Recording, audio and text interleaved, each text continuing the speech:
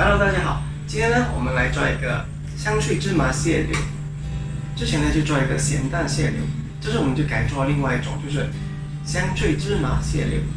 这是一个更加容易的做法。我这里用的材料呢，就是有蟹柳，然后就是白芝麻，还有黑胡椒，当然还有鸡蛋。其实是用蛋黄的，不过上次我做其他东西的时候就有剩下很多蛋白，所以我现在用蛋白代替。然后我们接着开始。首先呢，就是把蟹柳外面那层塑料脱掉。接下来呢，就是要小心的把蟹柳剥开。这个时候我们可以放在砧板上，给它铺平。因为等下我们需要把蛋白涂在这儿，然后把芝麻放上去一起烤，所以我们需要把它先弄平。接下来就是把所有的蟹柳条都剥开，然后铺平。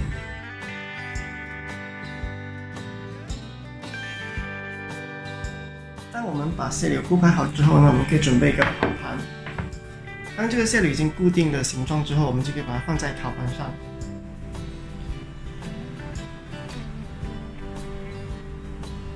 如果你希望这一面在外面，然后这一面就涂蛋液还有放芝麻的话，你可以把它这样子放。不过这个就有个缺点，还有比较麻烦，因为旁边这两端会一直卷起来，你需要拿东西来把它定着，或者需要更长时间的把它定型，让它比较平整。所以我现在用的方法就是涂蛋液在这，放芝麻在这，因为这是比较方便、比较容易的方法。当铺完之后，我们就可以把蛋液涂上去。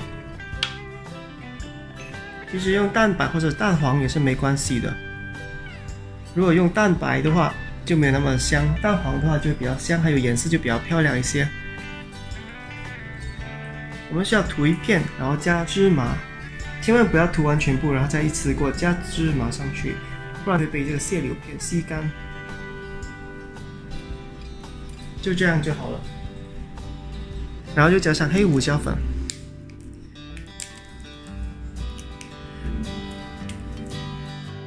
这个呢，我会把它加上辣椒粉。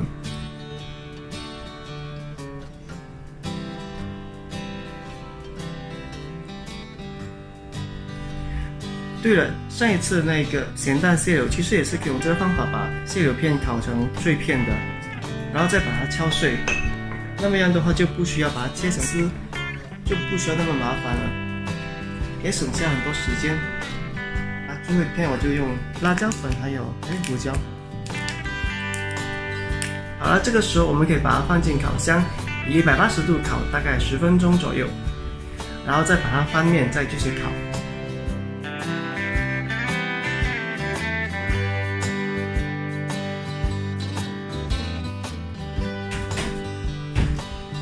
好了，现在烤了10分钟，大概就是这个样子的。现在我们需要把它翻转过来，让它烤另外一面。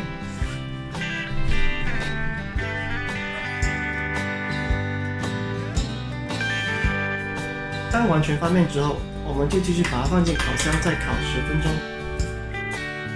你会发现我时常用这个东西，因为这个东西它够高，它能够很有效的隔热，而且又很环保，不需要去买。当你买饮料的时候，它就有附送这个东西。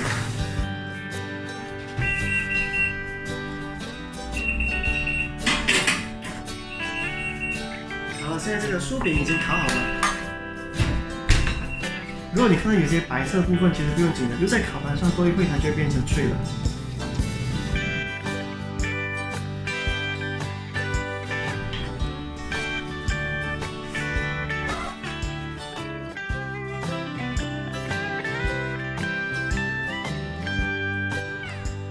如果几分钟后还是发现这些部位还是软的话，可以再把它送进烤箱，以烤箱的余温再把它烘一烘。